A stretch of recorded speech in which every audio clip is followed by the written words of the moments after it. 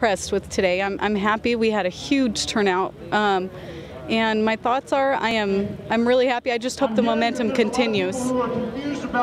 I agree. It's the momentum, continuing the momentum that makes the difference. So what's your biggest concern about what's going on today? Where to start? I would say probably our economic situation, beginning with the Federal Reserve. I have to second the motion. The Federal Reserve is the heart of the beast, and if we had sovereign money, if we had constitutional money, we'd be in a lot better situation. Thank you.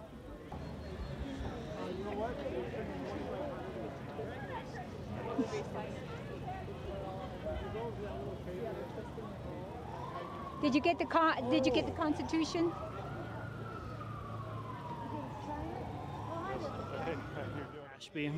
Corey, why are you here today? Because I think the tax burden's too large and spending's out of control. What do you think is going to come from this? Well, I hope the people will start researching more who they're going to vote for and elect officials that will represent our views better. It looks like you've got a couple good reasons that... I do.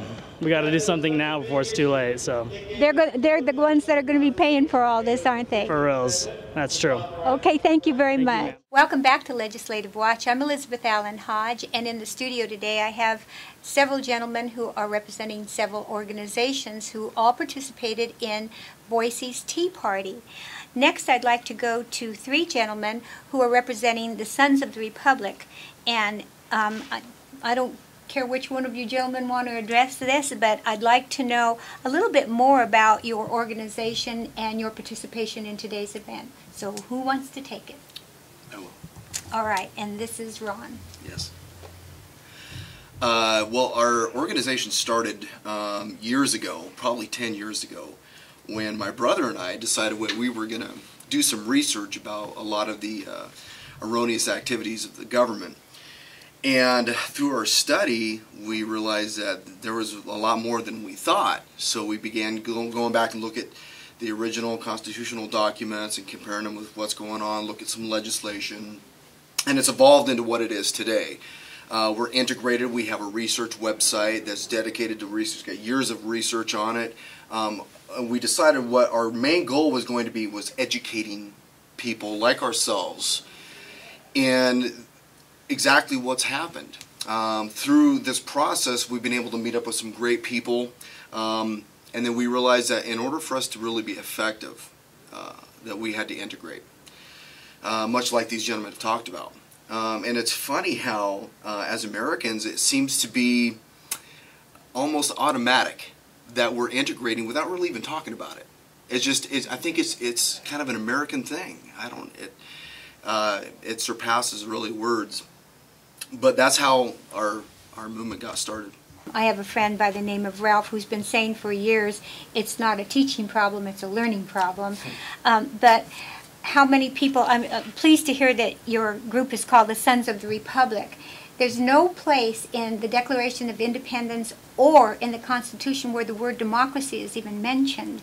And today when they were talking, they used the old Red Skelton, I Pledge Allegiance, which is just a wonderful thing that Red Skelton did when he was talking about a first grade teacher. And it was, and to the Republic, not to the democracy, but to the Republic for which it stands. And it seems as if we have a basic misunderstanding that starts right there with the very premise that we have a republic and that our Constitution is all about our republic. So it's very exciting to me to hear of a group called Sons of the Republic.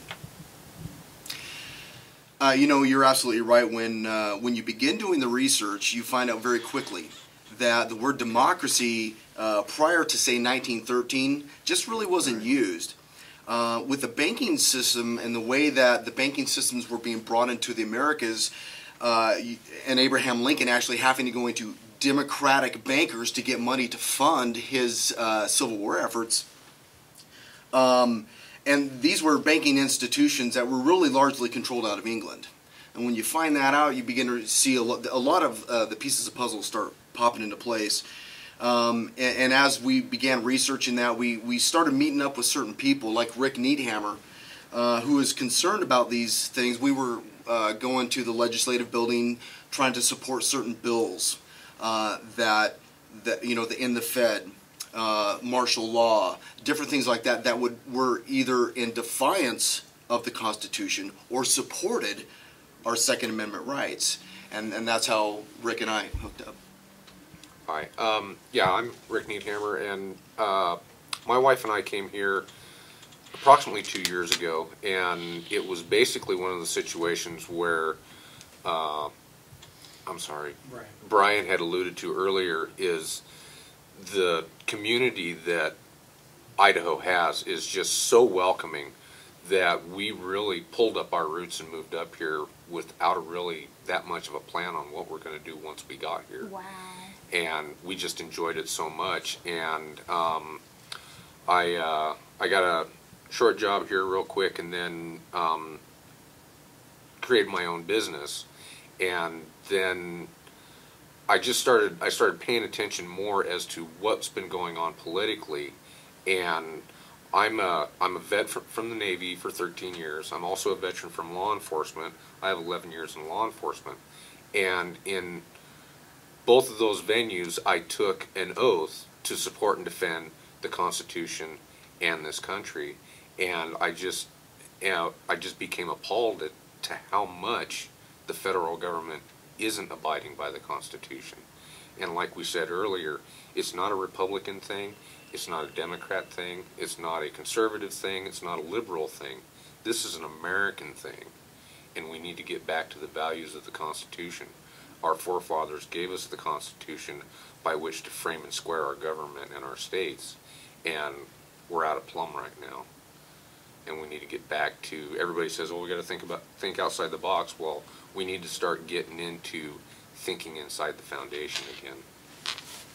Well, that's really exciting to hear. One of the things that's bothered me for years is that legislators and congressmen take an oath of office. They put their right hand up and they swear to uphold the Constitution. Then the Constitution is put away and it's not dusted off again until after the next election. So to hear somebody else believe in the Constitution and believe in the oath of office or the oath to uphold the Constitution is really exciting. Thank you very much. Thanks. Saturday, May 2nd. Mark your calendars and come join TVC TV for a festive dinner, auction, and TV's awards. Tickets are $50 per person, and all proceeds will go to support TVC TV. That's Saturday, May 2nd at Barber Park and Education Center. For more info, log on to tvctvonline.org or call 343-1100. Thank you.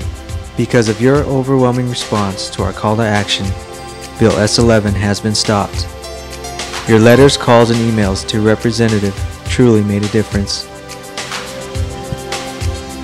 On behalf of TVC TV's board, staff, producers, volunteers, and viewers, thank you.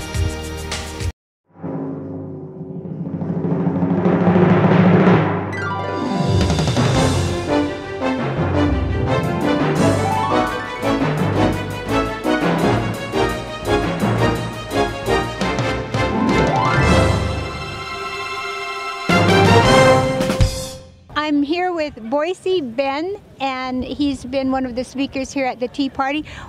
Ben, what are your thoughts? My thoughts, I'm very happy because there's a lot of people around here who really love the Constitution and who see what's happening in our government, who want they love the Constitution like I do, and they don't want to change things. They want to keep this Republican form of government that we have here.